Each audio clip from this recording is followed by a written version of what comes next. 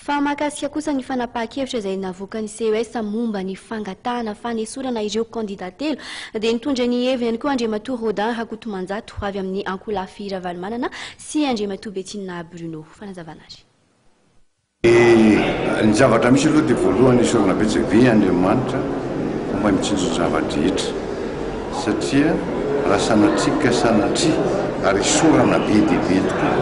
erakoeratsaina fa nametraka ny maizy azy tokoa le sesa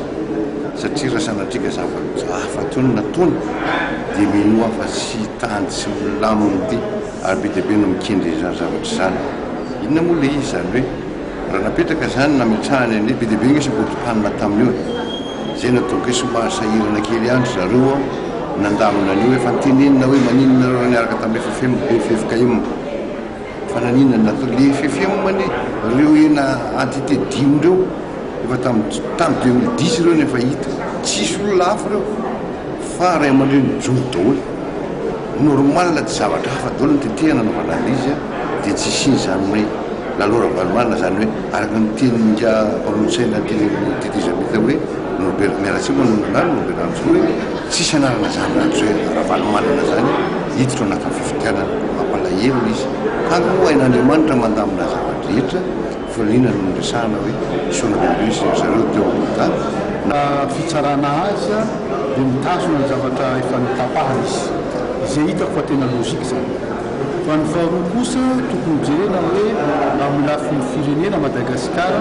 izay sarosarotra ihany tokamonina satria rahantsika mafantatra fa ohatra tsy aneky izay fividiana ataontsika eto zany ny communauté internationaly araka le fonction iarahantsika malagasy ka ny fahitako azy tokony jerentsika manomboka an'izao inona ny solution vahaolana fadiavina ny zavatra satria na alefatsika aloha azy ny fividianana somavoloaka ohatra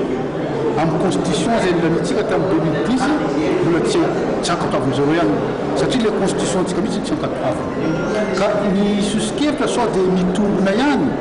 le fitenenan'ny professeur Azafy président Azafy Albert hoe aloha miditra amin'ny élection constitutionnelle zany hoe ny constitution mihitsy no ambarina ny fanarany rehetra amin'izay voatery ny rehetra hiaraka iaiky ary hanery ny communauté internationale